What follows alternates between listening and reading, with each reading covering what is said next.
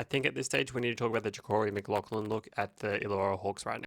So the Hawks are currently 0-2, and their starting point guard JaQuori McLaughlin, he hasn't looked the best right now, and it's kind of concerning because he's probably had one good game, and that was at the Blitz, and ever since then it's been a bit downhill. He also felt like a bit of a last minute, like last resort kind of signing. Like they didn't really know who to sign at that point, so they were like, "Oh, he's here, so let's just give him a deal." But he hasn't looked good so far in these first few games. He struggled in the Intercontinental Cup.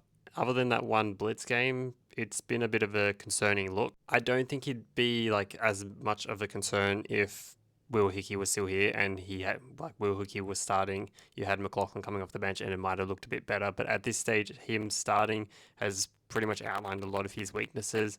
He seems like he's rushing a fair bit. He looks like he's just trying to get some points on the board so that way he looks good. But at this point, he's struggled from the field.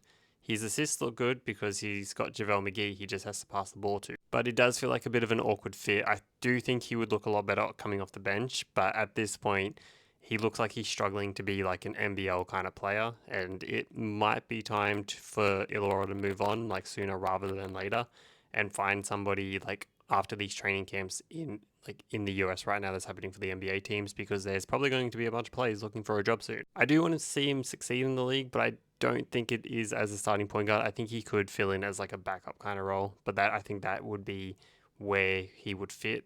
I don't think like starting lineup isn't doesn't seem like it's his spot right now. So it also makes me think, Perth fans, are you kind of happy that things didn't work out and he signed with the Hawks? You ended up getting Mason Jones, who looked a lot better last night. So let's give props to Mason Jones. He's starting to find his shot. He looked a lot more confident, which was nice to see. But all the Hawks fans that I've seen have been very questionable on him at the moment. So general question, what do people think of him right now? Do you see him in the league for much longer? Like, what do you think is going to be the go? Also, I do post takeaways about the games on Instagram. So if you want to see like more of this kind of stuff, I do post it on there. So go check it out there.